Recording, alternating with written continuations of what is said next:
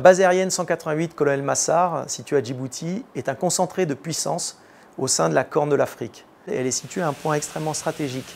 C'est la poignée d'éventail entre la mer Rouge et l'ouverture sur l'Indo-Pacifique.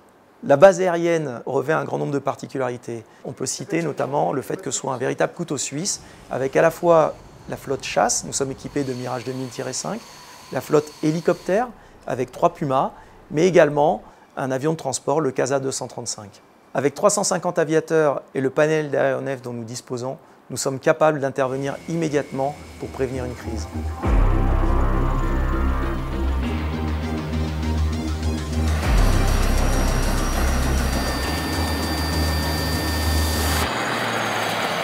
Alors les missions de l'ET-88 Larzac, elles ont un spectre relativement vaste. On a surtout de l'évacuation sanitaire et de la recherche et sauvetage pour la partie Puma. Et pour emploi, on aurait la même chose pour le CASA sur des terrains praticables, mais aussi des missions d'aérotransport, de largage de para par exemple.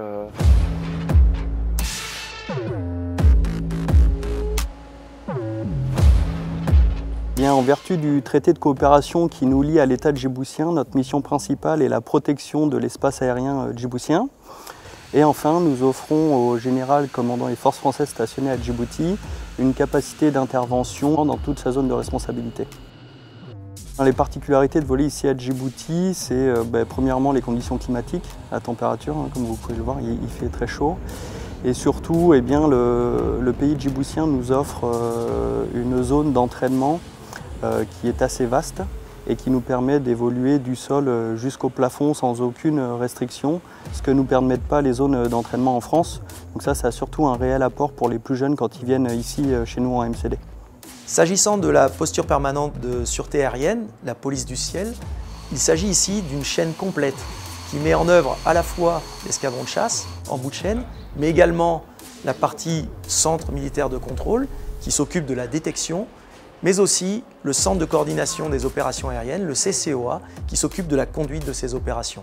Mais pour faire voler ces unités, il faut toute une armée. Et je ne serais pas complet si je n'évoquais pas à la fois l'escadron de protection, le groupe d'intervention Green avec ses démineurs, l'escadron des pompiers de l'air, mais également toute la partie cynotechnique qui appartient à l'escadron de protection.